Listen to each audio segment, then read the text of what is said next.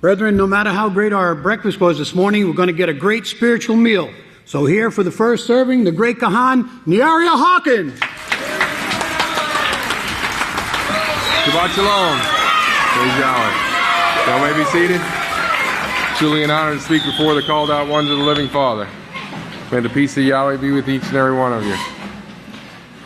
So if you remember last week when Pastor was ending, he was talking about during the sermon, he was talking about the biggest dust storm in decades up in Texas, remember? And the reason why we were going to have he wanted it to be like the Dust Bowl so that the people would leave, remember? The non-believers. Well, here the Texas dust storm is the biggest in U.S. in decades, turned sky red and black. When it occurred, the dust storm in Texas was the biggest dust storm in the United States in decades, and in a scene reminiscent of the 1930s Dust Bowl, so they even referenced the Dust Bowl.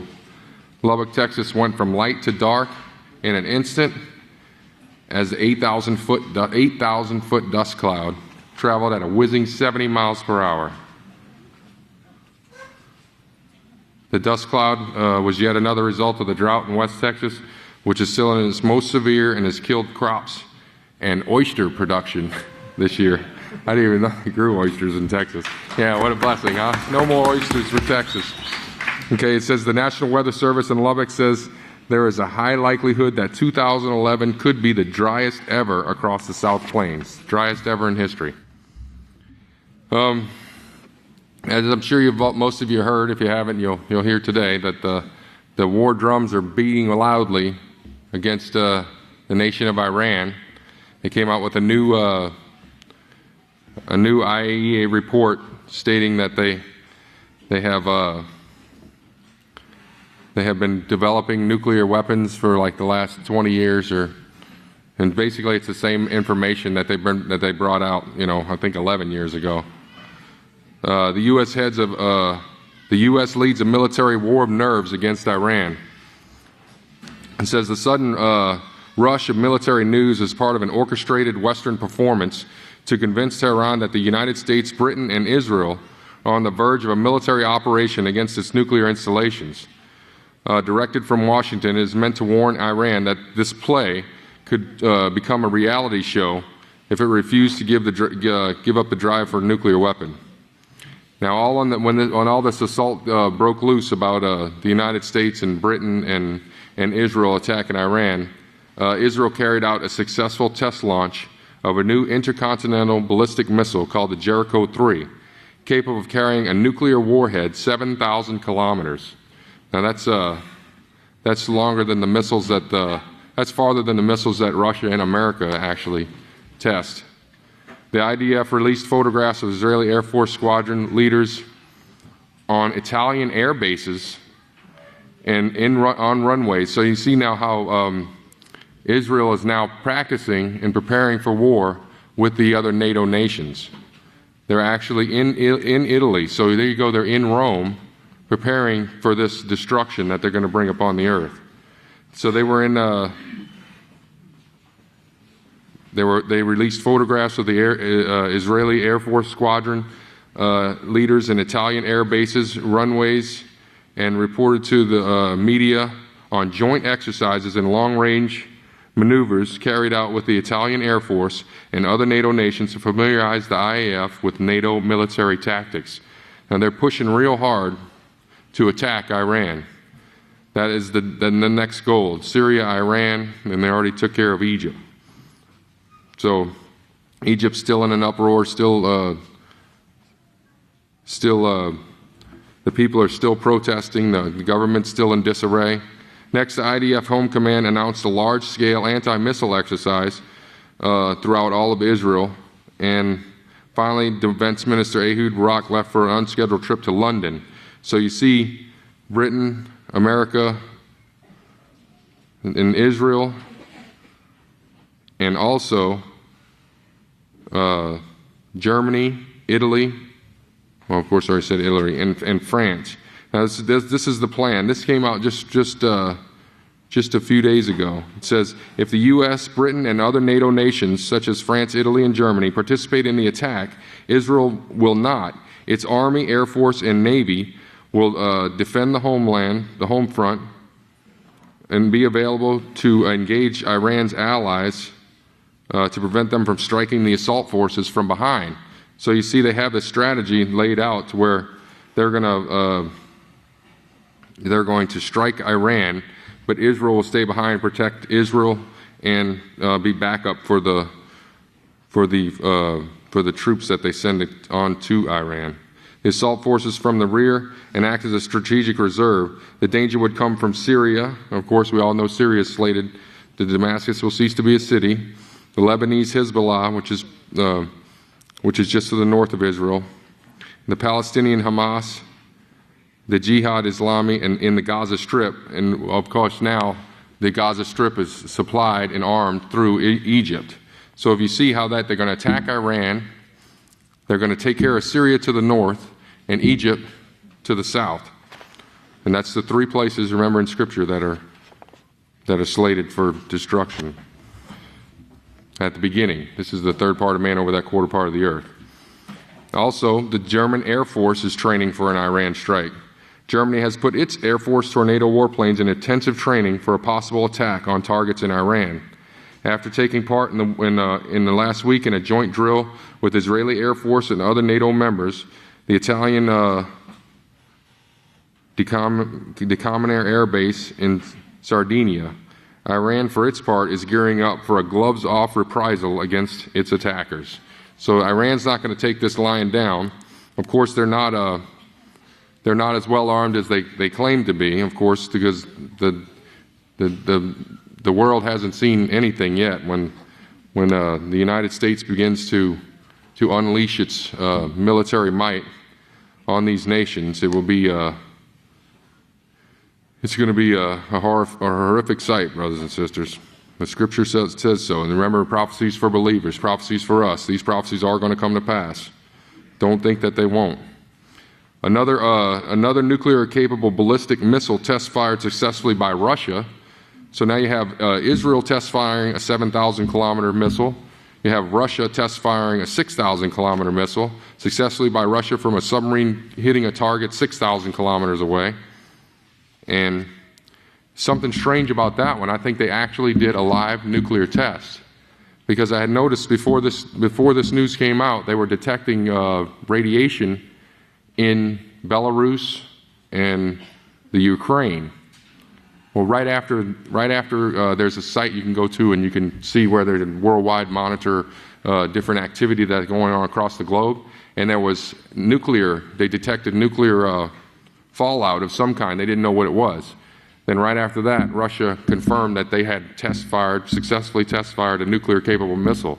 Well, every once in a while they do a live test. They want to make sure their nukes still work.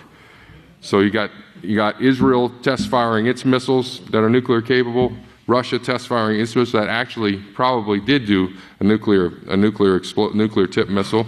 And then you have Pakistan successfully test fires a nuclear capable stealth cruise missile, the Hataf 7. Now, when Pakistan, you remember Karzai just came out a couple of weeks ago, and he's the president of Afghanistan, and he says if the United States and Pakistan ever went to war, Afghan President Hamid Karzai says Afghanistan would back neighboring Pakistan. So you see how all these nations are starting to choose sides on who they'll go with. Now, here's another thing was released in the media, and they're really pushing hard for this destruction that's soon to come upon the earth. The earth and the people of the earth are so confused and so contaminated, brothers and sisters, with what the mankind has done to the earth.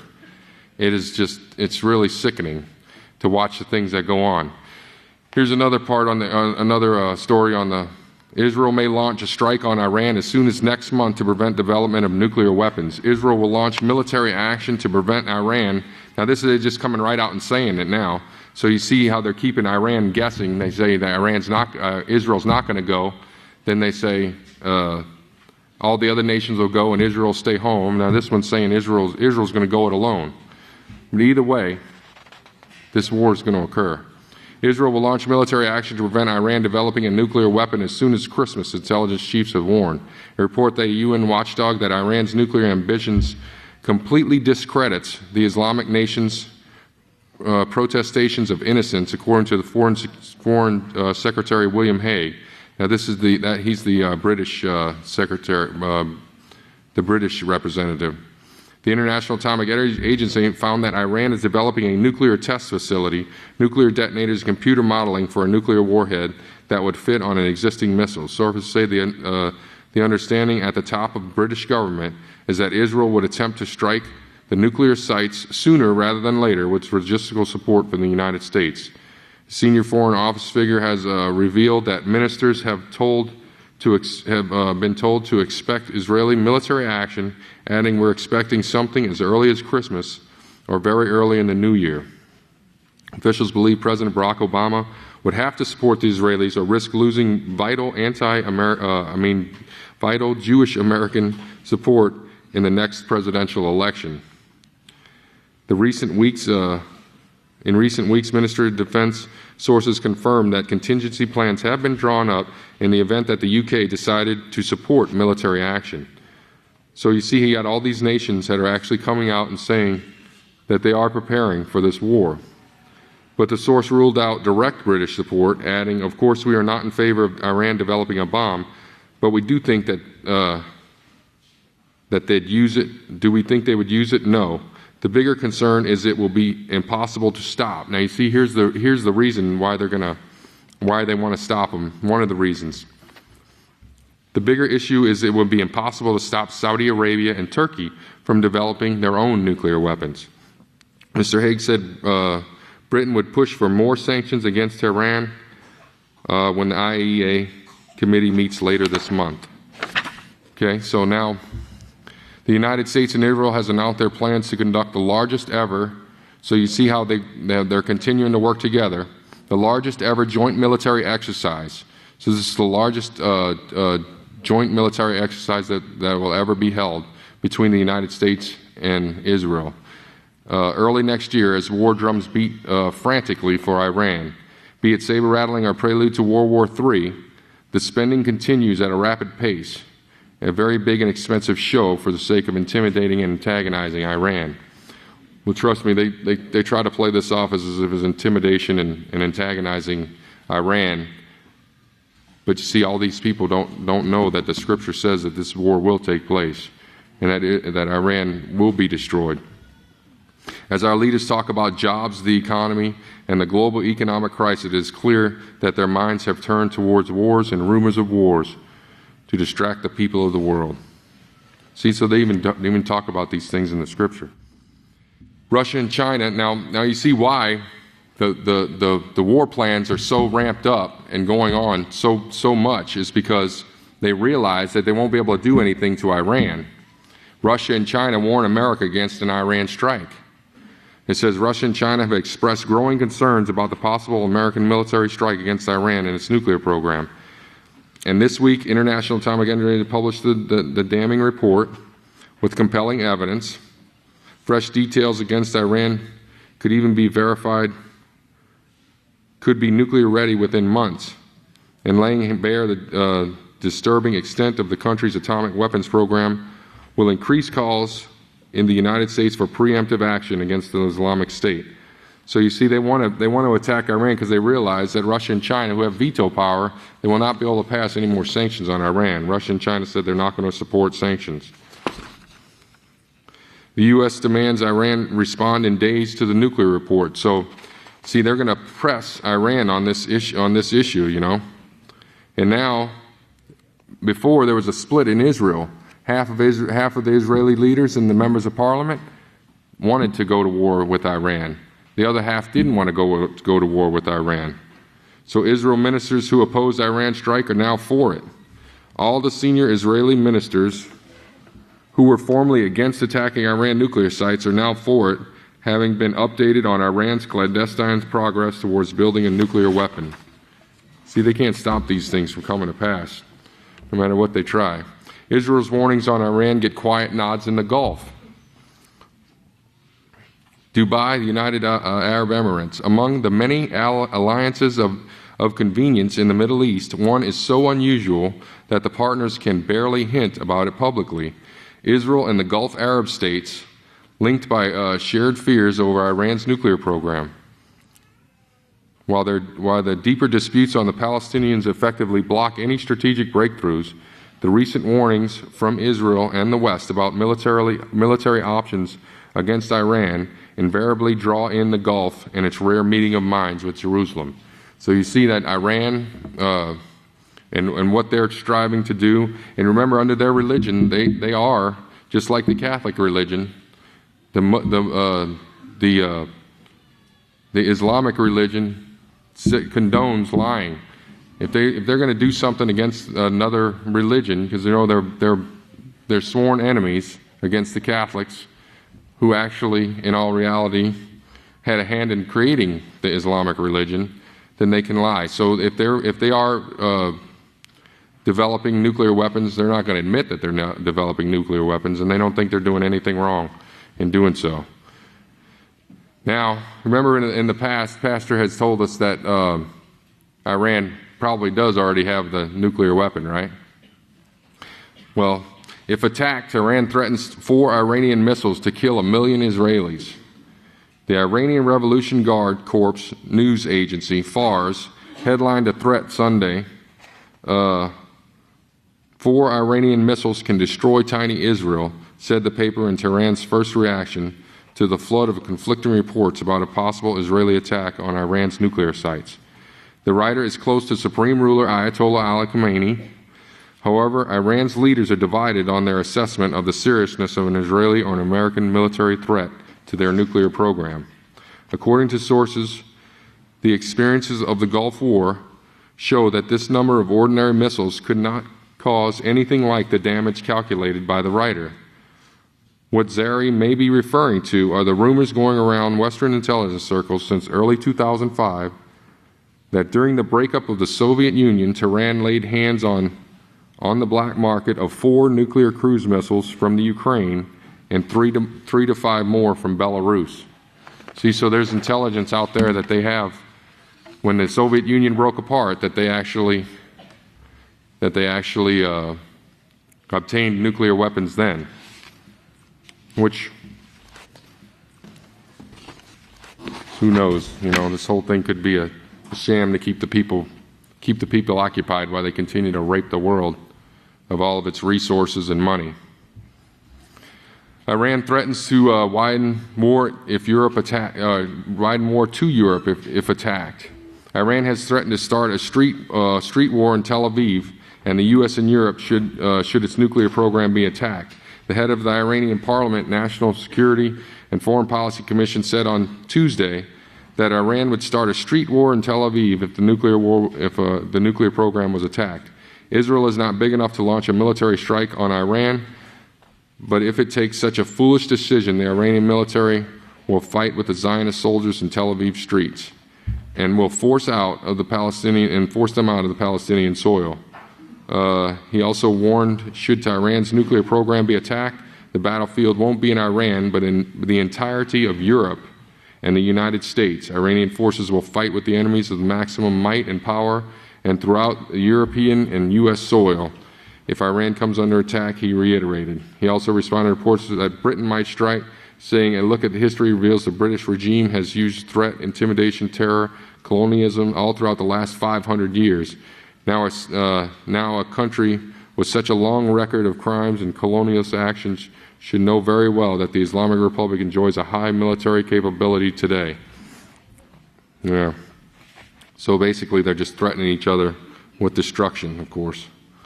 And that's the turbulent, the tribes of Israel. You can see them in every nation today. They're turbulent like water. Their violence is just appalling to us. To the world, they're all patriotic and they all back their leaders. New dynamic nukes. Iran sought to miniaturize a Pakistani nuclear weapon design to fit on its ballistic missiles, and continued working to raise the potential power of the weapons at least until 2010. United Nations inspectors reported today, citing credible intelligence from more than 10 countries, that Iran carried out work on the development of an indigenous design of a nuclear weapon, including the testing of components, some activities relevant to the development of nuclear explosive device. So you see in there, they're saying that they gathered this intelligence from 10 different countries against Iran. So that's very convincing when they show this to the other nations, to convince them to bomb to bomb Iran off the map.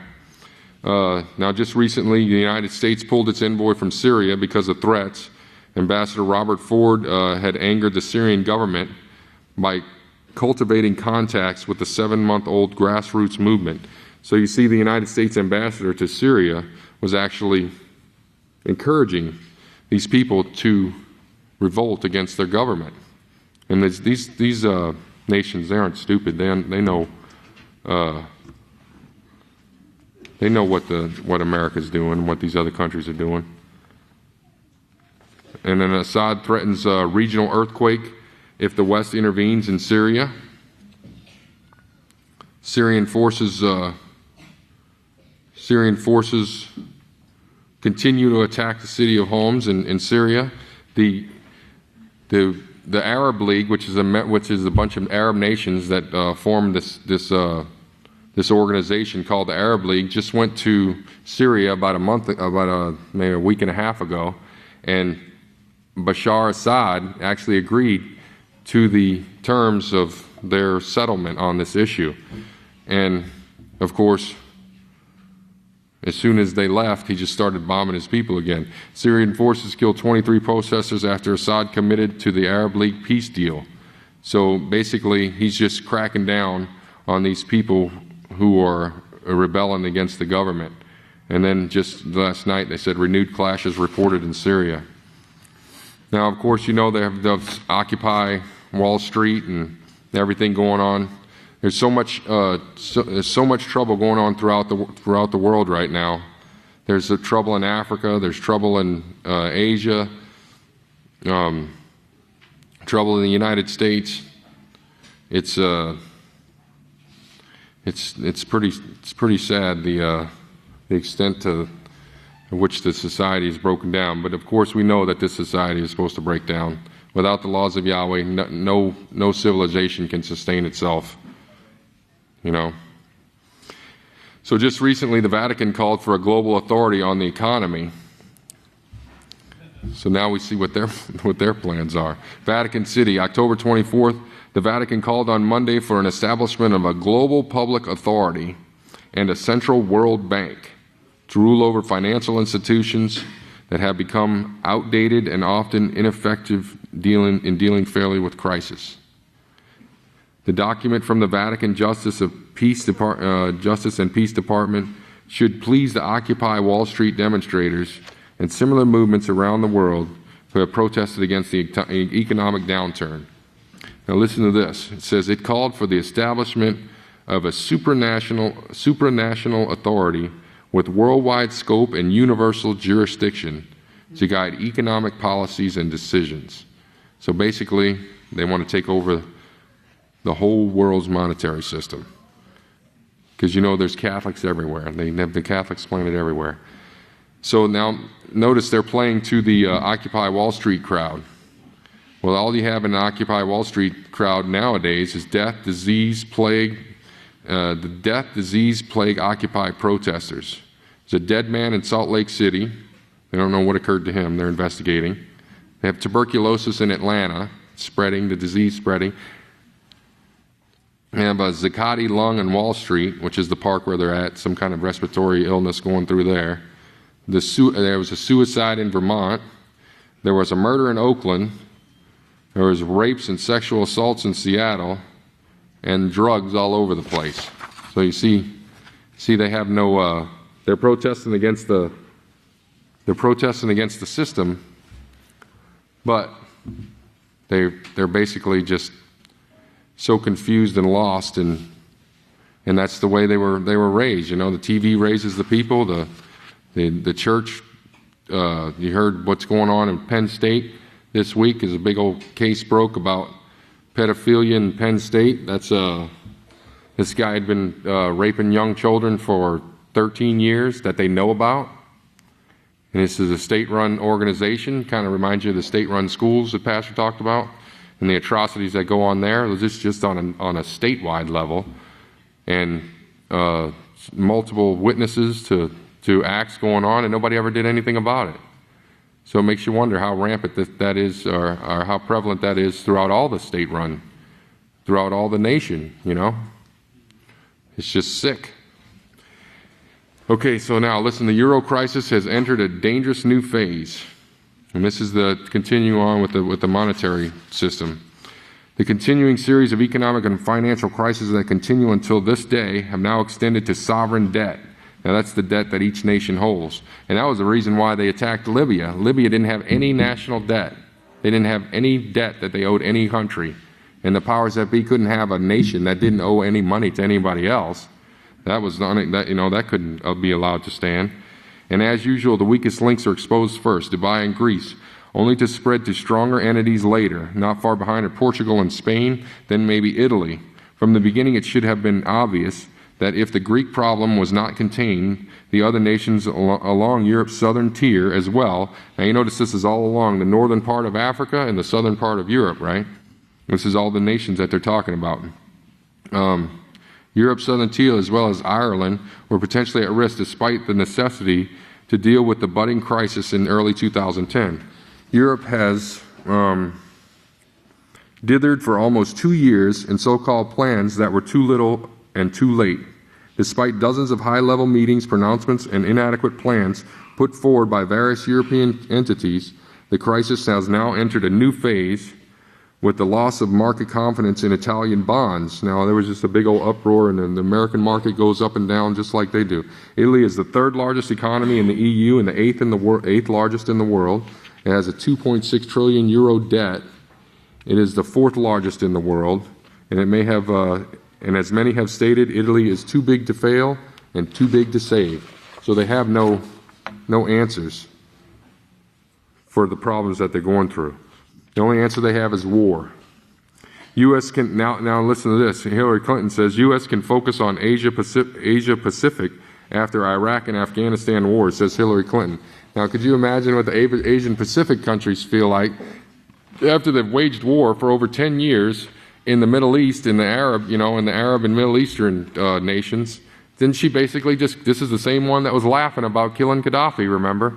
She basically tells them, we're coming for you next. And they're there smiling, shaking her hand. They know what's going on though. They're not that silly. Pope meets with Holy Land rabbi, imam, and Druze.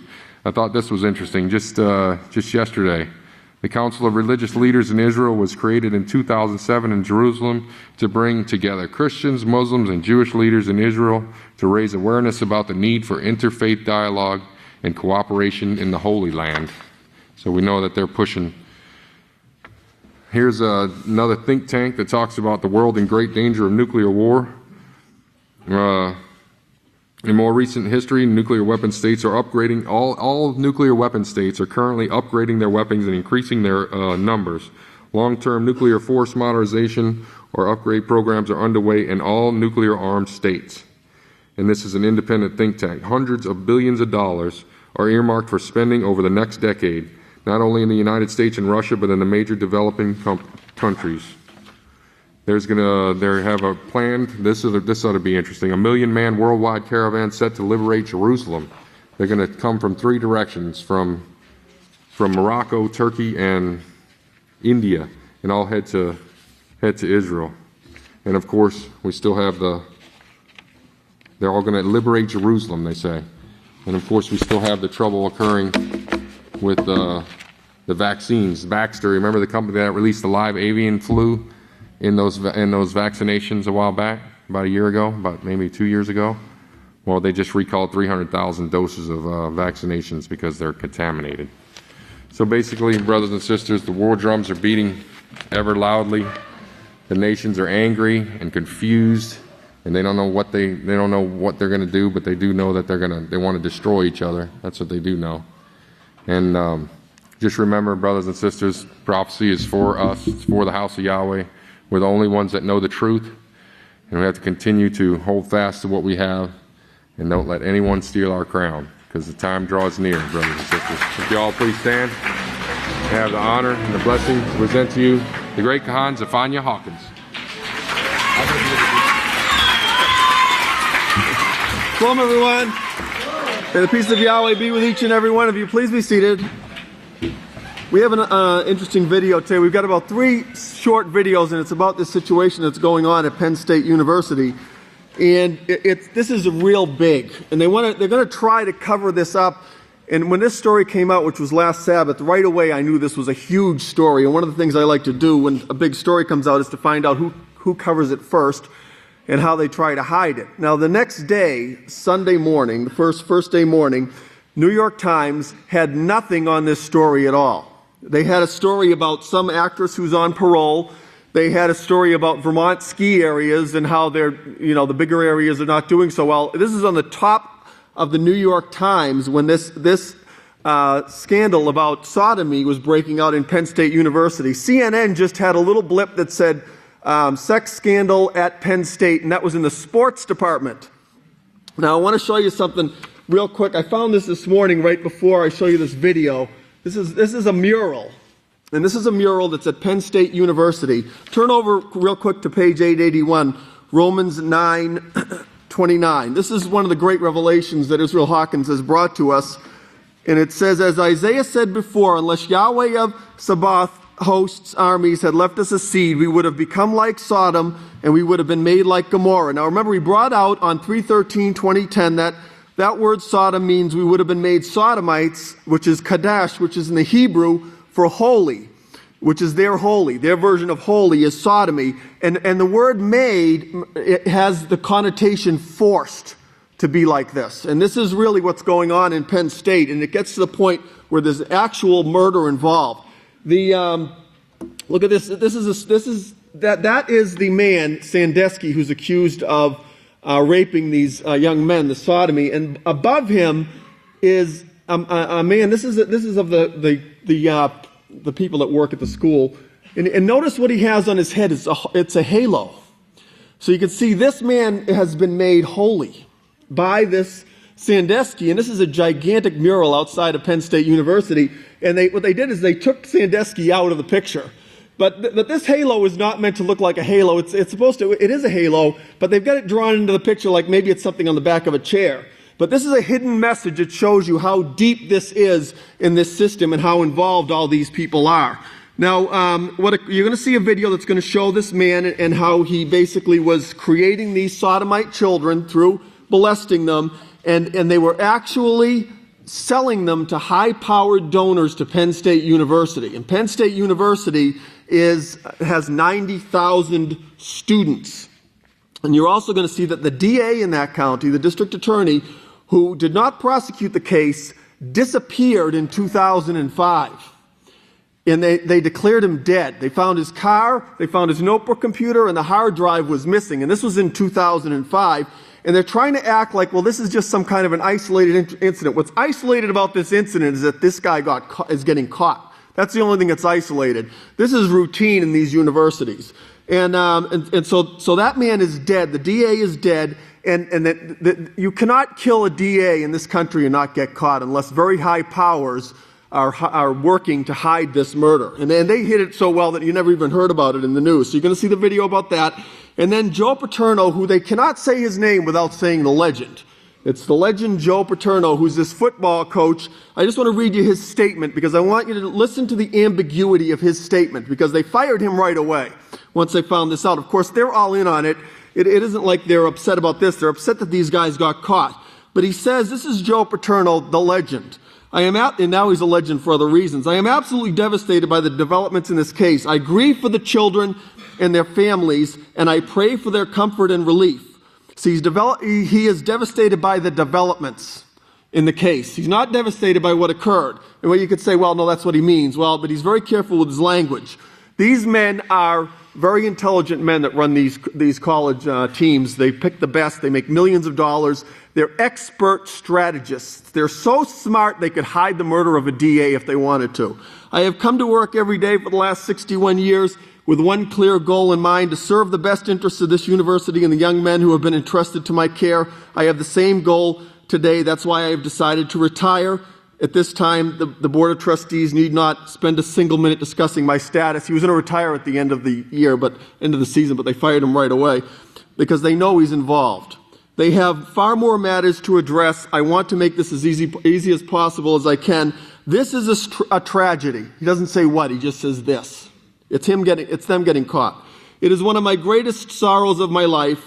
What is? Just it. With the benefit of hindsight, I wish I had done more. Done more to what? Nothing. He doesn't give you any specifics. Okay, so let me see if there's anything else. Okay, pay attention to the rich donors, the fact that there's rich donors, and think about how difficult it would be to cover up the death of a DA and how this would not make national news. Because when I watch the news and ever I see any crime on TV, I'll tell someone, I'll say, they'll catch this guy in about 15 hours or something, because they cannot hide these crimes. These kinds of crimes leave mass amounts of evidence, but this one was hidden, and it's because these rich donors who then go on and they're the judges and they become the politicians and they become the powers, just like Yisrayl Hawkins has told us. This is Nimrod. Okay, play the video. Pay close attention. What you're seeing today is fulfilling Bible prophecy.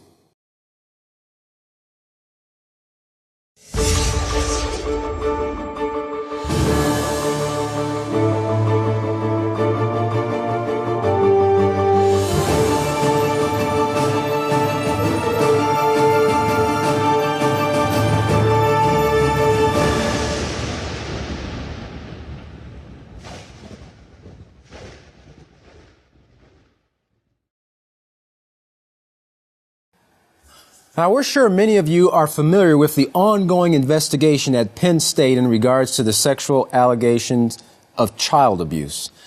In a recent report, Tim Curley and Gary Schultz of Penn State's athletic program, each one faced counts of felony, perjury, and a misdemeanor charge of failing to report allegations of abuse to police concerning Jerry Sandusky and young men after they, that is the police, were informed of the incident in 2002.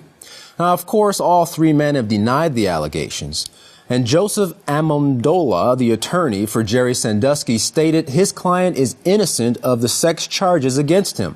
Now, he also said Sandusky is frustrated that he can't defend himself publicly and saddened that the scandal has brought down Paterno, who is the head coach of Penn State University.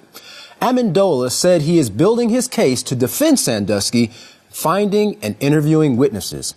Now, Pennsylvania Attorney General Linda Kelly said Paterno, who informed Curley of the 2002 incident after the coach learned of it from Michael McQuarrie, the graduate assistant, fulfilled his legal reporting obligation and is not a target of continuing state grand jury investigation. Another potential missed opportunity to expose Sandusky, according to the grand jury, occurred in 2002 when a janitor allegedly witnessed Sandusky performing oral sex on a boy in the Penn State locker room showers. The emotionally shaken janitor, who described the incident to coworkers that night, did not report the incident to authorities because he and others feared losing their jobs, the report says. The janitor, who saw the incident, now suffers from dementia and was declared incompetent to testify before the grand jury. Now, one of his former coworkers, however, testified that the witness told him on the night the alleged incident occurred, "I just witnessed something in there I'll never forget." Now, the 2002 incident at the heart of the perjury case against Curley and Schultz involved the 10-year-old boy designated as victim 2. McQuarrie, now an assistant football coach, allegedly saw the child being raped in the shower by Sandusky. He reported the incident the next day to Paterno, who relayed information to Curley. Now, the encounter was never reported to the police. That association began as early as 2005, according to the grand jury report, when the boy met Sandusky through the coach's charity. Their encounters progressed from outings to sleepovers at Sandusky's home, where the coach allegedly began visiting the boy in the basement bedroom to massage and crack his back, the report said. The activities led to more sexually explicit encounters. In 2007 and 2008, the victim testified Sandusky allegedly performed oral sex on him more than 20 times, the grand jury report says. Now, victim one did not want to engage in sexual contact with Sandusky and knew it was wrong, according to the grand jury report, adding that the boy asked his mother to tell Sandusky that he was not home when the coach called that boy's house. Now, of course, these occurrences are not isolated cases. In fact, hundreds of boys and girls are molested every day within our global society, and most of these cases go unreported, leaving these children to grow up and carry with them the emotional burden of being sexually abused, which often leads them to becoming abusers themselves. But more on that when we return to the studio. Right now, we're going to go to our field correspondent, Jeffrey Heimerman, who has more shocking developments in this sinister case. Jeff, what have you found out? Katan, many new developments are coming forth even as we speak. As you know, this case goes back to 1998 when the mother of one of the victims suspected something had taken place with Jerry Sandusky and her son after Jerry dropped her son off, both having wet hair. After she notified the university police, the case was eventually turned over to the Center County District Attorney Ray Griccar. Now, Ray Griccar never prosecuted Jerry Sandusky at the time. And here's where the story really takes a strange twist. In April 2005, the then District Attorney Ray Griccar mysteriously disappeared. His car was found some 50 miles away from his home with his keys, wallet, and laptop all missing. Now, his body has still never been recovered. The laptop was found sometime later in a nearby river with the hard drive missing. Katan, one would have to wonder why someone as important and high up as a district attorney would all of a sudden disappear. Wow. Wow, that's really strange. Does anybody have any other ideas as to what's going on or any other strange occurrences? Katan, another shocking and disturbing development in this case was made by Pittsburgh radio host Mark Madden. Now, in April of this year, he wrote a story revealing Penn State is behind much of the cover-up of the Jerry Sandusky alleged child rape sex scandal going on right now that's been unfolding this past week. Now, at the time, many people really didn't pay much attention to it, but right now it's looking extremely credible. Now, in an interview with the Dennis and the Callahan show, this is what host Mark Madden had to say. He said, "I can give you a rumor, and I can give you something I think might happen. I hear there's a rumor and that there will be more shocking development from the Second Mile Foundation. And hold on to your stomachs, boys. This is gross. I will use the only language I can, that Jerry Sandusky and the Second Mile were pimping out young boys to rich donors." He went on to say, "I normally abhor giving rumors credence, but the whole Sandusky scandal started out as a rumor, and it gets deeper and more disgusting all the time." Mark Mann went on to say, "Another thing I think may eventually become uncovered, and I talked about this in my original article in April, is that I think they'll find out that Jerry Sandusky was told that he had to retire in exchange for a cover-up. If you look at the timeline, that makes perfect sense, doesn't it?" Still quoting. "My opinion is when Sandusky quit, everybody knew, not just Penn State." Madden added, "I think it was a very poorly kept secret about college football in general, and that is why he never coached in college football again and retired at a relatively young age." That's a young age for a coach, certainly. At Katan, it looks like the Second Mile was the perfect cover-up for Jerry Sandusky. Wow, it's amazing how easily young victims are taken advantage of by those who lack self-control. In fact, further statistics show that 90% of the predators who molest children have had some type of involvement with pornography. According to Charles Keating of Citizens for Decency Through Law, research reveals that 77% of child molesters of boys and 87% of child molesters of girls admitted imitating the sexual behavior they had seen in pornography they had watched.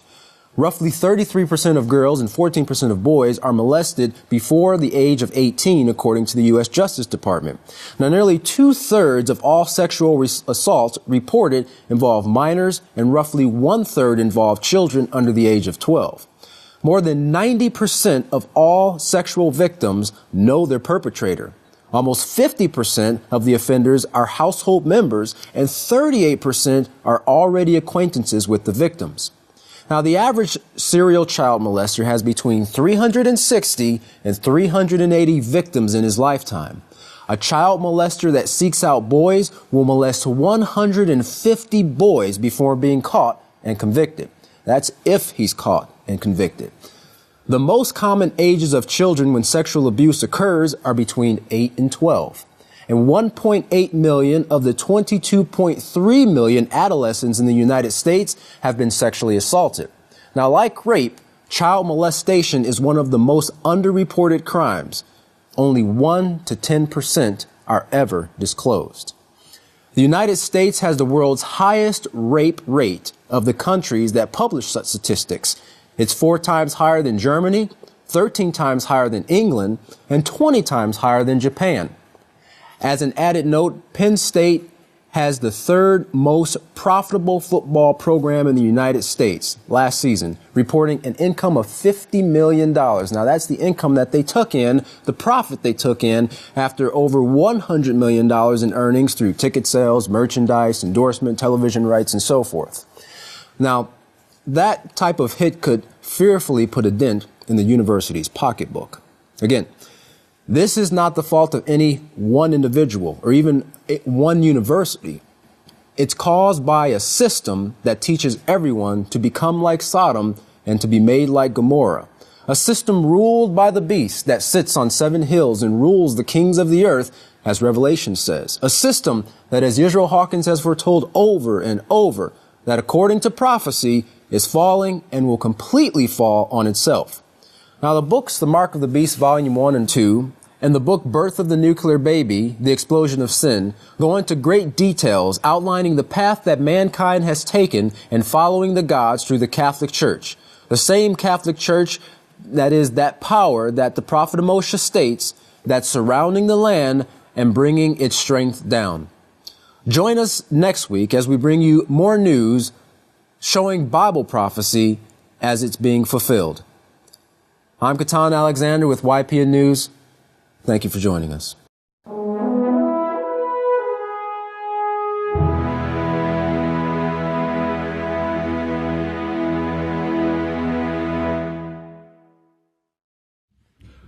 Okay, would everyone please stand?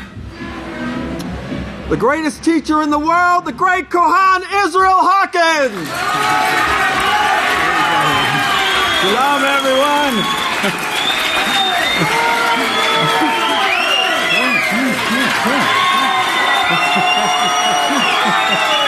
That's some racket. Praise Yahweh. You may be seated. Surely, may the peace of Yahweh be with each and every one of you. Surely everyone can see this hellhole that we have described as a religion that's led by Satan. I hope you caught, I brought that out before about the word kadosh and sodomy, and how they pick those things and name it after their vices that they don't want to give up. And then they call Yahweh a relentless judge who won't forgive them of their stupidity. And but if you'll just remember, when you see the word Holy See from now on, you know what it's referring to. It's not referring to the holiness of Yahweh, but it's referring to a group of sodomites who want to turn the world to that particular thing. And of course that third eye that they're talking about, this is the all-seeing eye that they're talking about. This is what it refers back to. If you'll just keep that in mind, it's the third eye, and I can't tell you how to get that, but I am going to write about it. But it is sickening and involves little babies, and that's the reason that you see so many of them being raped, molested, and of course nothing done about it. But they children that they take them for those reasons, to do this to them, to make sodomites out of them. Yahweh protect us from this cruelty, this judgment, as Yahweh said in Genesis 49. Let us not be a part of that council. The third eye, the sodomite council that we see prophesied, of course, in Genesis 49. Now, go over to Malachi again, because the world is under this curse right now. And of course, Yahweh is allowing this because they did not want to retain Yahweh in their knowledge. So Yahweh gave them up to this reprobate mind to practice these things, men with men, men with children, and yes, they do it to girls too, and before they reach the age of 3. I don't know how many of you know it, but we'll put it in a letter or something for you, but I don't want to talk about it up here. Anyway, here's the curse now that Malachi is talking about, and we're seeing it. We're seeing it big time right now, especially in these news events. This curse, it's Malachi 3, found on page 726. It's the curse that is the profaneness that has gone out from the 12 tribes of Israel, from the priest that governed Jerusalem, that took it by force, violent priest, who took it by force, the temple and all, and of course took this profaneness to all the world, as Jeremiah 3:15 says. Well, of course, Malachi was inspired to write about it, and it's absolutely no accident that what is taking place today, what you see in the movies, that's where it's taught the most, television sets. They got shows, and I remember the comedians making comments on it. So when the shows came out, and they talked about these two men made a Western movie, and one of the comedians was talking about the movie was about two men that sat on a bunk bed kissing. Of course, this is what they're getting over to the children, but they got more enticing than that coming out in cartoons, which also depict it, and many other movies, I'm told. I don't watch the movies. I wouldn't watch one of them. I wouldn't allow my children either. Praise Yahweh. But here in Malachi now, 3 and verse 9, we see that you're cursed with this curse. Well, of course, he's speaking here of the 12 tribes of Israel, and of course, the sons of Levi included, Yada included, everyone, the 12 tribes. This has all been taken over. This religion of theirs has taken them over. And I brought out enough that you should know that they're sitting on the 7 hills of Rome. The leader is of this group, but we'll see that more vividly as we continue because of the power that they have. Now, in verse 10 there, he says you should be bringing the tithe into the storehouse, that is the house of Yahweh, so this message could be going out instead of this curse that you're teaching the people that you got going out. Now that was his message. If you look back to verse 7 there, it says, since the days of your fathers you have turned away from my ordinances and have not kept them, return to me, he says, and I will return to you, says Yahweh of hosts. But you said, how have we turned? But notice, since the days of the fathers, and Yeshua, if you remember what he said, you people say, you stand here and tell me that if you were in the days of our fathers, you would not have done this to the prophets. You wouldn't have killed the prophet. He said, you admit them that these were your fathers. They weren't Gentiles. They weren't from Pluto or anything like that, as the world tries to separate to deceive. They were the 12 tribes of Israel, and they were still in power and were ruling Jerusalem, ruling the temple. They'd taken over the temple.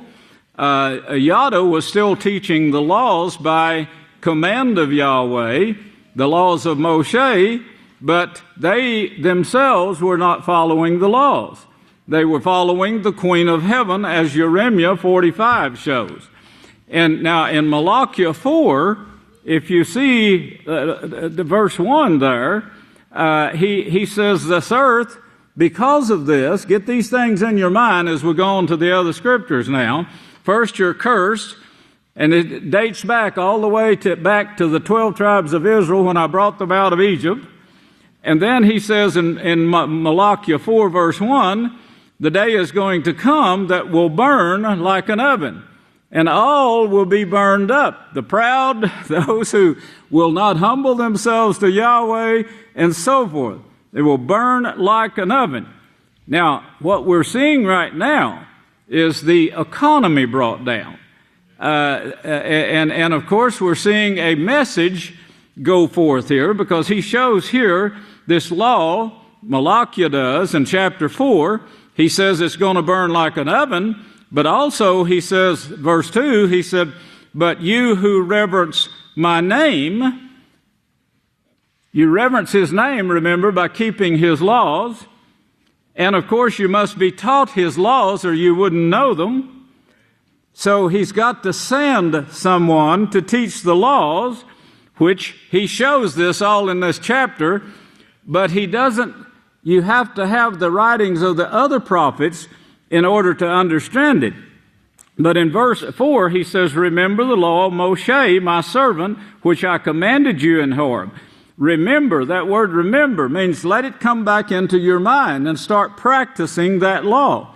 Verse 5 says, behold, I will send the law and the prophets, which, there's your word there, Eliah, which means the law and the prophets. And you see this a lot in the scriptures, and of course, the way they translated it into English, they merely put the man's name, making you think that this is what he's going to send you. Well, Eliah, of course, is dead, and he won't be resurrected until we resurrect him. That's the last day's work that resurrects the dead. We will not all die, but we'll resurrect those who did die before us. That's what the scripture shows. But he says in verse 5, I will send you the law and the prophets, which is the strength of Yahweh, as Psalm says, strength to convert the whole person to being in the image of Yahweh, image and likeness of Yahweh. And before this burning takes place, I will send the laws of Moshe, verse 5, which is the strength of Yahweh, before the coming of that great and dreadful day of Yahweh. It's a wonderful day of Yahweh, actually. Not a dreadful day, but they mistranslated that too.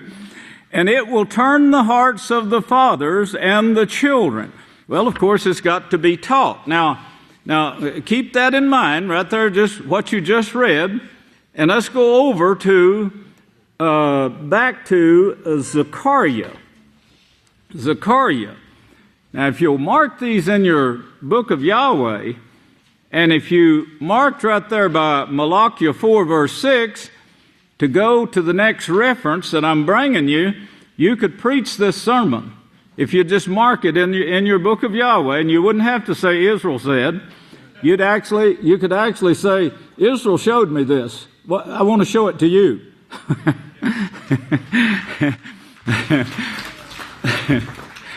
And if you'll do this, you'll know who the donkeys are. You'll know who I am. You'll know who Yeshua is and how he's standing right here with me right now. See? But here now, remember what Malachi said. Remember what we're seeing in the world today, this push to bring forth what they call holiness, which is sodomy, to the world. And as the Pope said, it's getting to be more and more acceptable. Well, of course, that's his rule. That's the Catholic Church's law. That's the main law. That's what you call democracy. Whatever is acceptable, that is democracy, and that's what you should follow. What is acceptable between two adults? Two adults. Well, I don't think it's acceptable when they rape children, but they break their own laws when they do this. And they do this in order to turn that child to be like them, to make him a sodomite. This is what the child rapes are all about. And this was going on, of course, and being exposed now in history by certain ones because we've come out with it and others are getting brave enough to let it be known themselves. But that's what took place in the United States before Hitler, before Mussolini, and Francisco Franco. Before all of these, this was taking place in the United States when they were trying to wipe out the Galileans they preferred to call Indians. Well, and of course they'd put the children, they're still doing it. I'll read you articles on that if you later, I don't know how much later, but they're still doing it. Someone sent us a letter the other day saying in South Dakota, they're taking the children away from their parents. These are the so-called Indians, done by CPS, taking the children away from their parents, adopting them out, not to other Indian families. They won't allow them to go to an Indian family. They won't allow them to go to an Indian orphanage. In fact, he said, we have an orphanage here that's been vacant for 6 years and can't get one single child in it. Well, what they're doing, they're selling them to be made sodomites out of, or so-called Christians. Well, anyway, here now in Zechariah, the 4th chapter, Yahweh does not leave it to doubt. He said, before this coming judgment day, I'm going to send you the laws and the prophecies. I'm going to send it to all nations, he said. You want to know what it was? Remember the laws of Moshe. That's what it was. That's what he said. Don't forget that now. Now, Zechariah 4, verse 12, he says, Then I spoke to him again and said to him, what are these 2 olive branches? We see 2 branches here. What are they? He wants to know what they're going to do. What are they for? Well, back up in verse 2, he calls them a lampstand and then 2 olive trees. That's what they're called in the famous chapter of Revelations 11. The 2 witnesses are called the 2 olive trees. The 2 olive trees. Well, here Zechariah says he refers to these 2 olive trees as 2 branches. Branches. You want to know what I am? I'm a branch.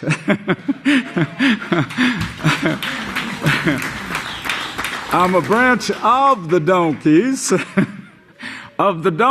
the first donkeys.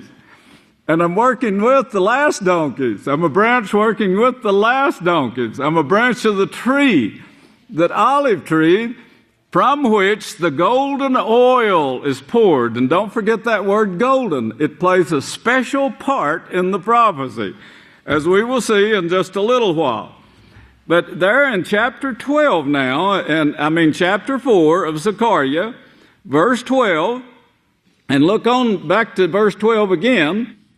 Then he spoke to me, asking, what are these 2 olive branches, which through the 2 golden pipes that's the golden lampstand that you see in verse 2, referring to the same thing, see?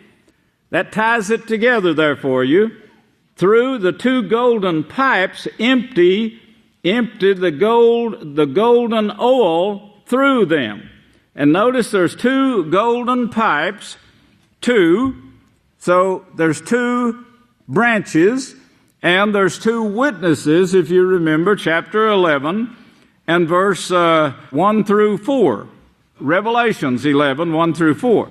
Now, he answers him in verse 14 and said, then he said, these are the two anointed ones, or the ones sent, or the ones appointed. The ones, they all refer to the same thing. The one sent is ordained. He's ordained by Yahweh. How's he ordained by Yahweh? Through the prophet. If they don't speak, if they're not prophesied of, they're not the one sent by Yahweh. They're the holy seed that sits on the 7 hills, sent by the Queen of Heaven. Not Yahweh, but the Queen of Heaven. Now these, though, are sent by Yahweh. These are the two anointed ones that stand for the supreme ruler, that's Yahweh, of the whole earth. Now look at chapter 5 and notice verse 1. And again I raised my eyes and looked, and behold, a flying scroll. He said to me, What do you see? I answered, I see a flying scroll. Its length is 20 cubits. That's about 30 feet, as we have there, and its width is 10 cubits, or 15 feet. So it's 15 by 30, a flying scroll. That's a big scroll, enough to cover the earth. Then he says in verse 3, then he said, this is the curse. This is the curse now that you see going forth here. Remember, Daniel said, I looked and I saw all these laws. He was amazed at the amount of laws that this beast passed. And remember the word beast also. But it's a big scroll, and this is the curse. Chapter 5 of Zechariah, and verse 3, this is the curse that goes out over the face of the whole earth. Everyone who steals, he sets on one side of this thing, the stealing, and the other one breaking vows. And of course, this is what you see in the world today. Stealing and breaking vows. One on one side, the other on the other side of the scroll. And this is the curse. Stealing and breaking vows. Breaking your vows. Next week, you will learn the importance of both of these things that he names that brings about this curse throughout the earth. Set your mind. You don't have to vow, but if you do vow, you're going to be written on the scroll right here. Your name will be written on the scroll, not the book of the Lamb. And don't steal. That's the two things that he names here. Steals will be cut off according to what is written on this side of the scroll, and everyone who vows falsely or doesn't keep their vow will be cut off according to what is written on the other side of the scroll. I will send the curse out, says Yahweh. Now, he's not sending it out, but he allows it. He prophesies that it is going out. Yahweh doesn't send this out. He doesn't create it. He says, in fact, he tells them earlier in this chapter, what you're doing is bringing this curse upon yourself. And it will enter into the house of the thief and into the house of him who vows an oath with my name. So he's speaking of people who know the name of Yahweh. For the sake of falsehood, and the curse will remain in the midst of his house and will consume it together with the sacred poles and the stones measured off for desolation. Now this is the curse that goes out. Now look what goes behind it here. A curse that's going to be upon everyone who steals and everyone who vows falsely, which is the whole world today. Then verse 5, he says, let me tell you something, and you can be alert to it then. They do it so perfectly that you don't realize it, but they put one thing in your mind when you buy something, and you see the word warranty, and you think, oh, well, this is if this goes out, I can take it back and get my money back or get it repaired. Well, you take it back, Cost you $10 to $15 to go back up there, take the thing back after you used it 3 days.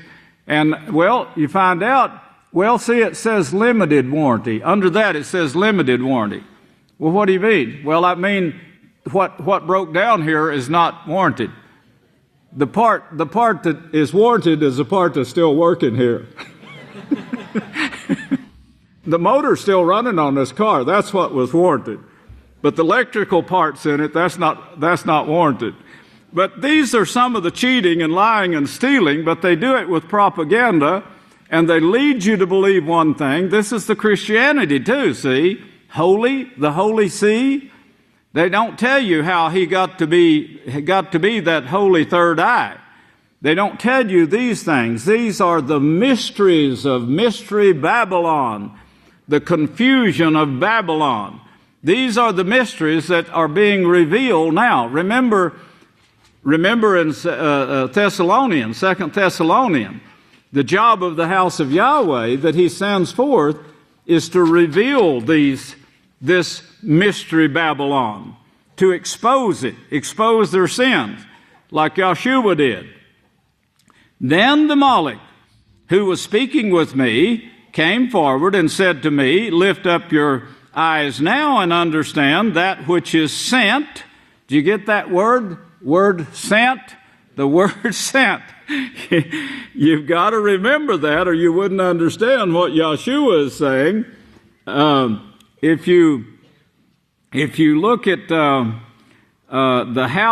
look back to verse, let's see, no, that's it, word sent. If you look over to Yochanan 6 and verse 29, hold your place here, hold your place, and because this word sent, the Savior spoke of this, 6, verse 29, and remember the prophecy of Amos 3, I will have no other work other than the one prophesied. So in the prophecies of the prophets, that's where you find the one sent. Search the Scriptures, he said.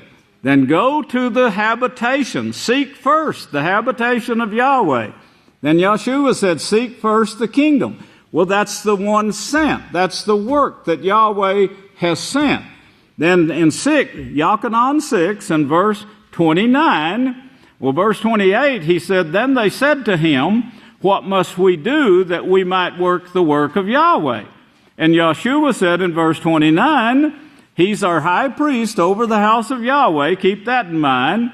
He said to them, this is the work of Yahweh, that you believe in him whom he has sent.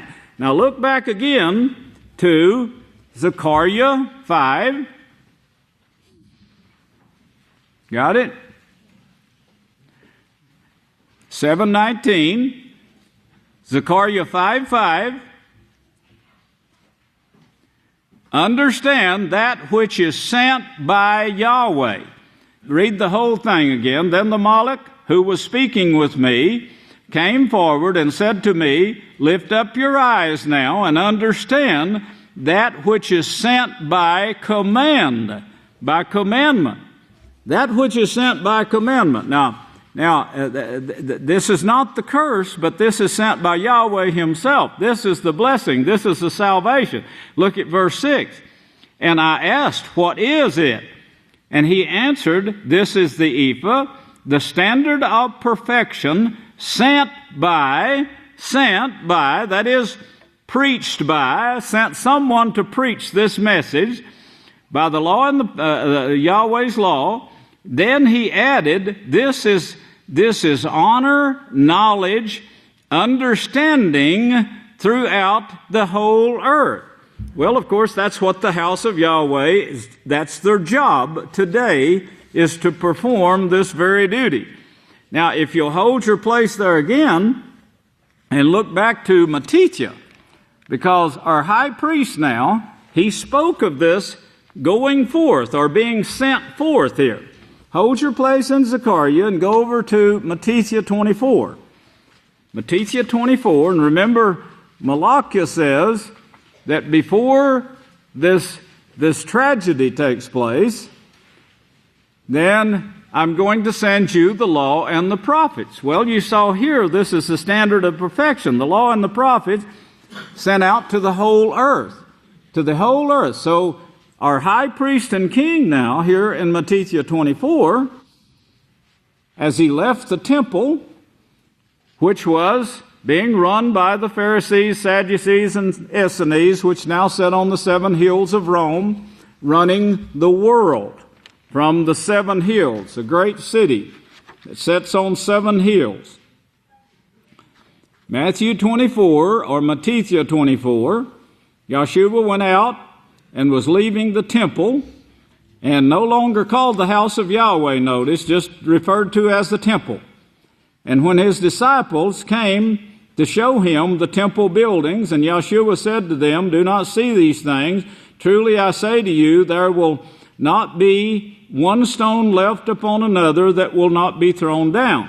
Now as he sat upon the Mount of Olives, the disciples came to him privately, saying, "Tell us, when will these things be? What will be the sign of your coming and the end of the ages?" So we know that this is the end that Malachi was talking about when he said there's going to be a great burning.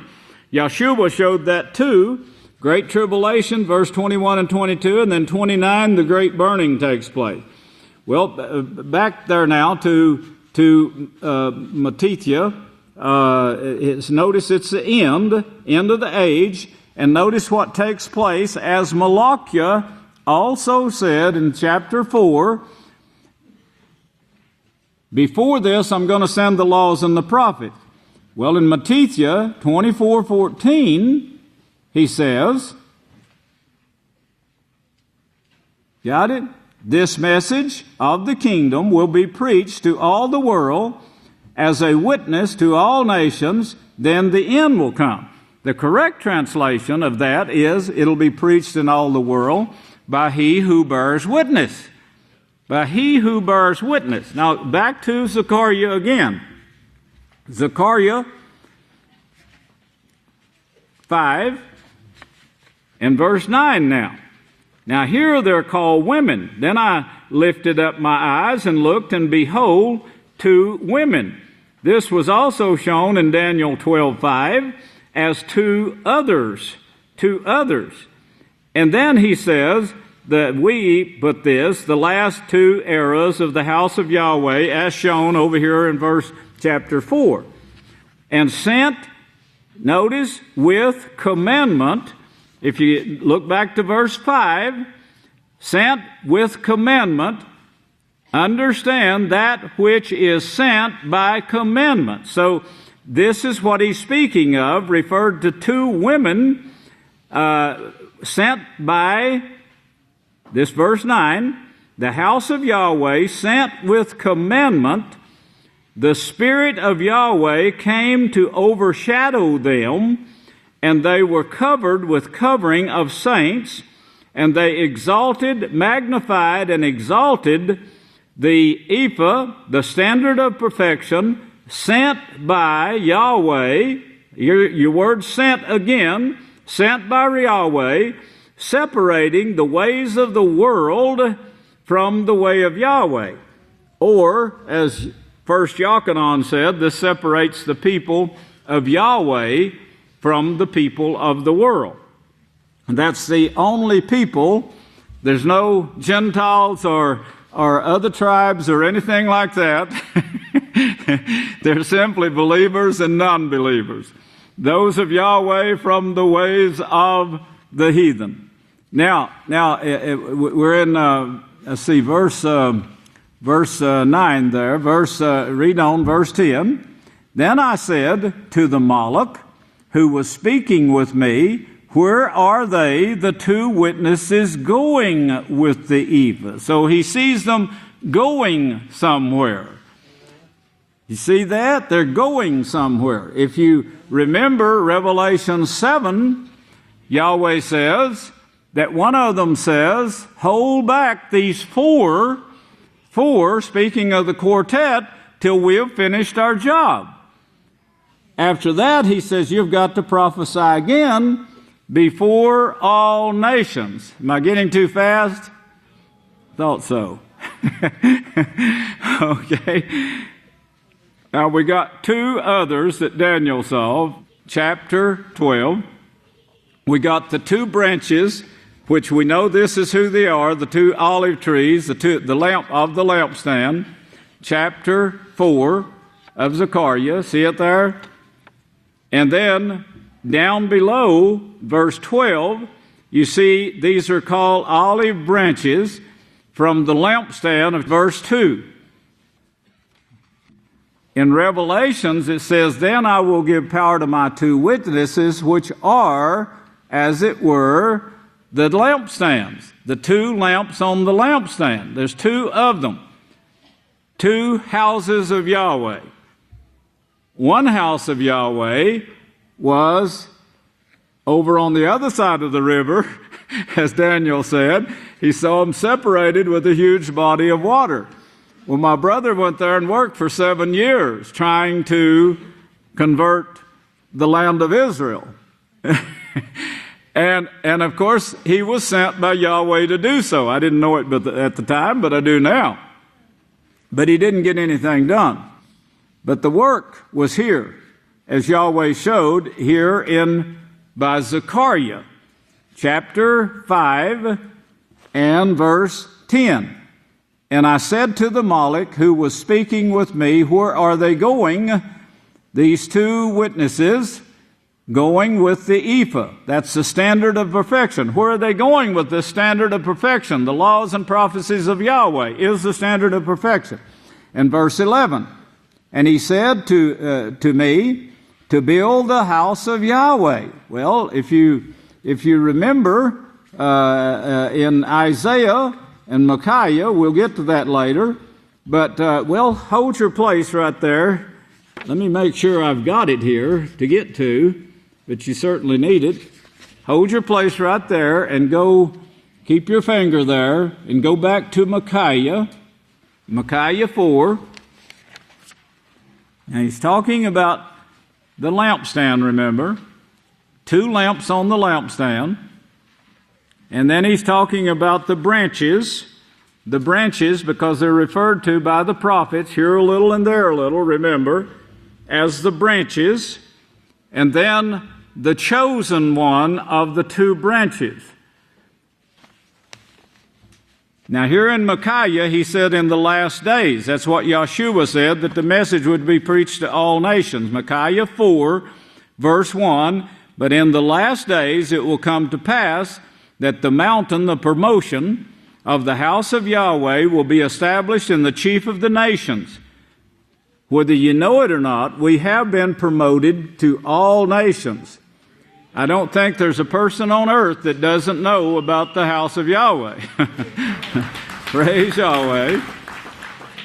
And verse 2 says, this is Micaiah, verse 2, "Many nations will come and say, let us go up to this promotion of the house of Yahweh, and we'll be taught Yahweh's way, because the law of Yahweh will depart from Zion, and the word of Yahweh from Jerusalem." They'll depart from there. Our high priest Yeshua spoke of this same thing and said the kingdom is going to be taken from you. That was the Pharisees or the Catholics, which had control of it at that time.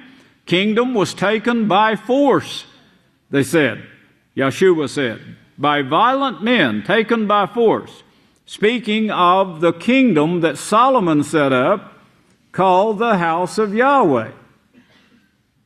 Well, Yeshua said in Matthew 21:43, write it down but don't turn to it, we'll get it later.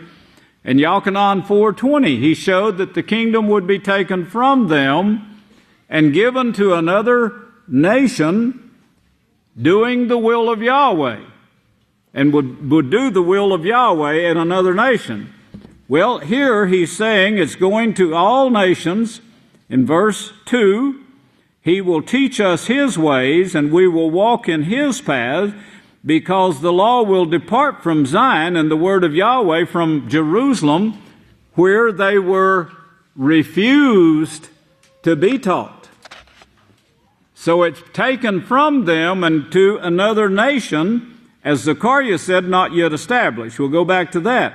And notice, and he says, I will judge, verse 3, I will judge between many people and rebuke the strong nations afar off. Well, that's going to be done with nuclear war and with our preaching. Hold your place now in Zechariah and go to Isaiah, the 2nd chapter.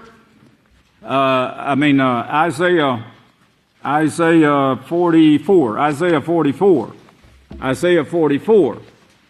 Remember, I said two of these are branches, and of course, Zechariah shows them as the two witnesses. So does Revelations 11. Well, here in Isaiah now, 43 and verse 28, he is talking to two men here who he describes and names in the next chapter, in the first 8 verses of the next chapter, but he describes them in chapter 43, verse 28. Got it? 43:28. He says, therefore I will dissolve the Levitical priesthood. That's what Yeshua said. It's going to be taken from you. And will give Jacob. Well, who is this Jacob? No one knows. But notice he's given to the curse. Well, this curse, as we see later, is death. But that's part of the curse. He's given to the curse. And Yisrayl will be given to reproaches. That is, to promote the house of Yahweh, to lift it up. Then he shows you who he's talking about in chapter 44. Yet now hear, O Jacob and Yisrayl, whom I've chosen. And go on down to verse 8, because it gives their names and how they got their names. And then in verse 8 he said, notice, you are my witnesses in verse 8. So it's all speaking. The branches, the olive branches, the 2 lamps on the lampstand, they're all referring to the same thing. But Zechariah ties them together. Go back to Zechariah again. The lampstand is shown in Revelations 11.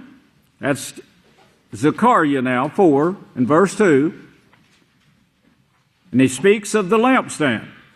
Then Revelations, given by our high priest who opens the seals that were hidden, he says in Revelations 11, these are the 2 witnesses. The 2 lampstands here are the 2 witnesses. Well, see, that will open anyone's mind to say, hey, Zechariah spoke of that. Well, Zechariah is the one that ties them together and says then, and calls them here 2 different women, referring to them as 2 women, that is, not the men now, but the houses, the house of Yahweh, the teachers of Yahweh's laws. Chapter 5 now, chapter 5 and verse 9 of Zechariah. Then I lifted up my eyes and looked, and behold, 2 women who were sent.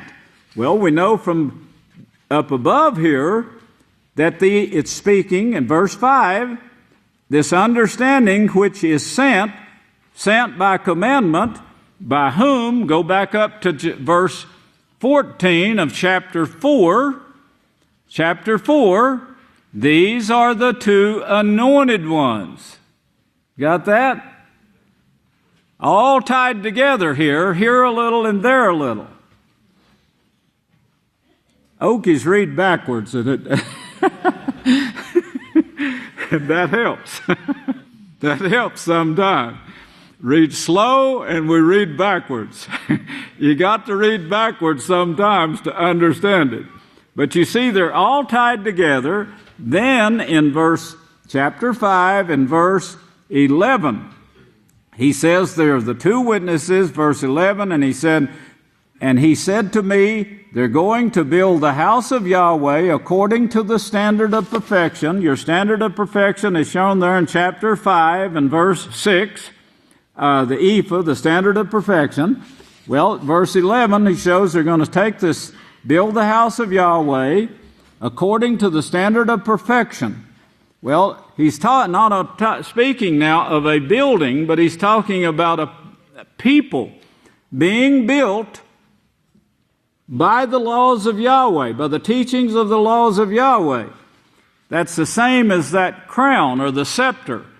It's not an actual crown that sits on the person's head, but it's in the mind of that person, his character, who he belongs to, what he's going to serve all of his life. It's a crown of righteousness that is visibly seen in his actions. Yahweh's laws, now back to verse chapter 5 of Zechariah, verse 11.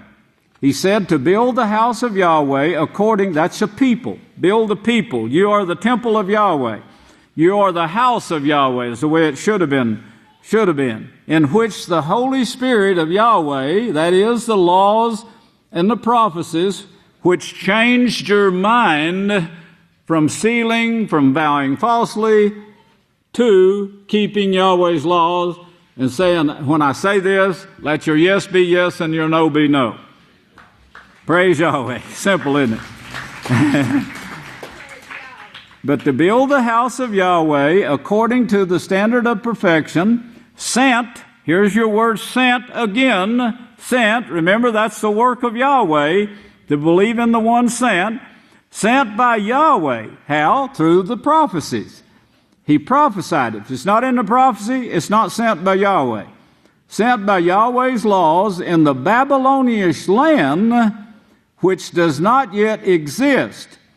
And it will be established at that time, and when the two witnesses are called out to their work as the established place, the habitation of Yahweh, the house of Yahweh. That is verse 11 now. Now, remember that. Remember, the Savior said these very words. He said in chapter 24, verse 14, it would go out to all the nations. All the nations. Let's go back there again to Matithia and notice something else here, because this is something we're noticing now. And Matithia 24, and the whole purpose of this right here is to bring you up to this point and where what was shown being shown in the news today. And the other things that is named here in Matithia 24 is also coming out big time in the news today. This now at Matithia 24, remember verse 3 said the time of the end of the ages. And verse 7 said, nation will rise against nation. Now this is what we're seeing big time now. Kingdom against kingdom. And there will be famines, that is starvation, sickness and disease. And they're finding out now that the sickness and disease, as we saw in the news, they're finding out that it's actually caused from the same thing that Yahweh said would cause it. In Leviticus 18, he said these things will cause this sickness and disease and also confusion of the mind, which that's what the Apostle Shaul said in Romans 1. He said because they didn't want to retain Yahweh in their knowledge, he gave them up to this reprobate or confused mind, which caused them to become what they refer to as holy, men with men, and he names that, and they refer to this as holy. So they started calling, and the prophet said, don't take these people for granted and believe them when they say something is holy when it's not holy, and something is righteous when it's not righteous. Well, they're calling it holy. Well, by their standards, it's holy. And of course, they turned from the holiness of Yahweh and invented their own righteousnesses, as Isaiah 65 showed. Your righteousnesses are as filthy rags, he said. Well, that's what we see. But we see now, we're seeing this famine taking place right now in the earth. We'll have films on that shortly. In Revelations, go to Revelations now. Remember this curse. Remember the background here, what is taking place. And of course, us, the house of Yahweh, and the work of the 12 tribes that is turned from Yahweh. And Yahweh says it will end in destruction. And he shows it here. Revelation 6. Revelation 6, if you look at verse 8 here. Revelation 6 and verse 8. Now remember, the Savior spoke of this message being preached in all the world. That was Matthew 24:14. In verse 7, he spoke of famine. Famine, that's starvation. In verse 8, chapter Revelation 6, verse 8, if you notice here, he says, and I beheld a pale horse. That word pale, it's George Beery, Greek New Testament lexicon, description of the livid, ashen, discolored appearance of the dead. Well, that's what you see in the faces of the world today, and I see it more and more as they give close-ups of the people on the news, and I try to point that out to people when I'm watching the news with someone else, that is what Revelation 6 is speaking of here, this pale look. And the name of him that sat upon it was Death, and Sheol followed with him, and the power was given. Notice, power given. The power, I'm saying, this is no accident what is taking place today. This is being caused. What we see with the economy, what we see with the poverty, the starvation throughout the world, power was given to them. Them, that's the quartet, that's the four, as we'll see, over a fourth part of the earth, to kill with sword, with hunger, here's your famine, and with pestilence, that's disease epidemics. The same is under the authority of the beast. Now, that word beast should refer you back to Daniel, which, if you remember, I think everyone, if you remember, Yedidiah kept telling everyone, you need to read the Mark of the Beast. That was the first book that Yahweh inspired me to write, the first two books. There's 2 volumes of it. But the Mark of the Beast, showing who the beast is, how he is identified, what he did to fulfill the prophecies he fulfills that identifies this religion, this beast. Well, here you see the hunger now, and all of this is under the authority of the beast of the earth, this 4 beasts of the earth that it's speaking of here. Verse 8, last part, the authority of the beast. You need to underline that, and then look back to verses 1 and 2. He says, and I saw when the Lamb opened one of the seals. Who opened that seal for us? Did you see that? The Lamb, the Passover Lamb. He's alive and well, and he's the one that lets us see what Yahweh has hidden from the world for all these years, that the scholars search for but can't understand it. They try to interpret it, but they get mixed up there. But the Lamb opened the seal. And I heard, as it was, one of the four, well, if you look back over to chapter 4 and verse 6, you'll see 4 living. This means working, managing systems full of eyes. They see, full of eyes, front and back. They see everywhere. You can't make a move. In fact, NASA, they can zero in on this house right here, and you can see the people walking around out in the yard. They have eyes everywhere, full of eyes.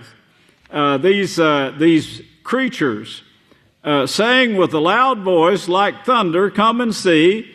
And I looked, and behold, a white horse. Yahshua, the Lamb, is showing us a white horse, And he who sat upon it had a bow, that is to make war. This is a war instrument.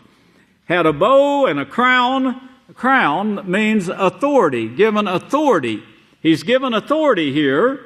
And his crown, of course, is a crown of wickedness, hatred, as Hitler, Mussolini, Francisco Franco said, don't ever show mercy.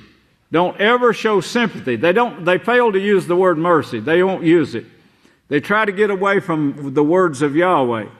Don't show sympathy. Don't even let sympathy come into your minds, they said.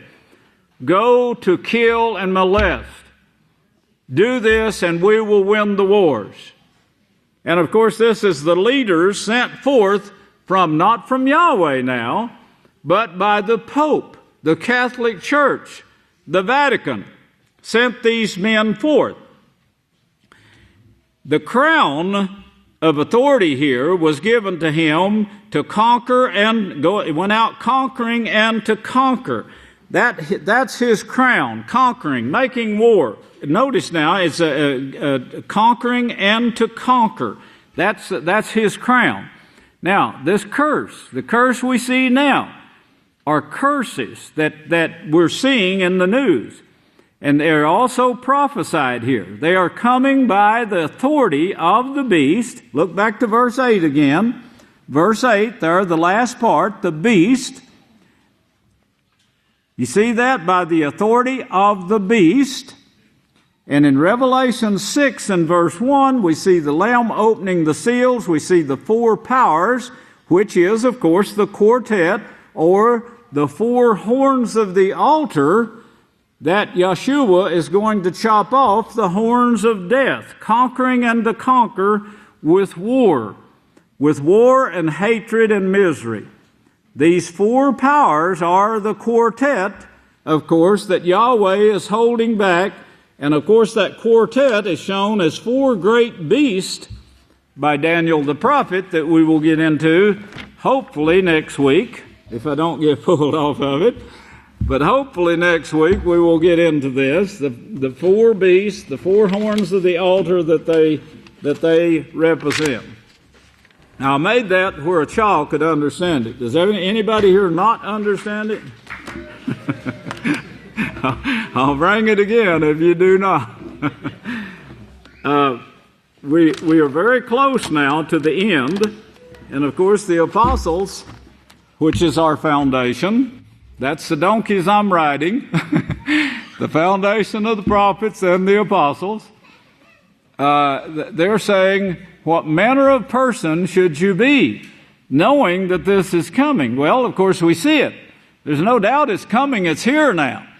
And of course we can see it just plain every day. And we see who it's brought forth by. These are no accidents that this is coming forth, and it's no accident that the quartet is involved, no accident that the Pope is giving them the orders, although he remains silent. This man is over this whole thing, and some of the history says that even though, he's the only, the Catholic Church is the only religion of the UN. And of course they say they're observer. Well, they observe to see that their will is carried out, of course, because the UN is made up of Catholics who do the will or bidding of the Catholic Church. So the Pope is there, the Catholic Church is there to observe, to make sure that it does take place. The UNESCO, which is the education of the world, the whole world. The Catholic Church is over all of this education from top to bottom. So that's the reason we have the laws that says you can't teach the Holy Scriptures in the schools. You can't portray the Holy Scriptures in the municipal buildings, any government buildings. You can't portray this anywhere. It's illegal. What made it illegal? Because the Catholic Church, the one who's over education, the one who's over the nation. Now, there are countries that won't go along with this. China is one. Malachi Martin named them. China is one that they hate with a passion right now because China is wealthy and all of its people are hanging on to it. And Malachi Martin says that was the one thing he named. He said, China has managed to make wealth and contain it, hold on to it. Well, the Catholic Church doesn't like this because they won't let any of the wealth out to go to the Catholic Church. They won't pay their tithe to the Mary, the Queen of Heaven. And Malachi Martin said she's going to make war on these countries. I believe it. I believe that coming very soon you will see this tried. They'll try to destroy China. It may be coming through Iran or something like that to bring it to pass, but very soon now you're going to see these nuclear wars. May Yahweh bless you, and I'll turn the services back to the next speaker. I love you.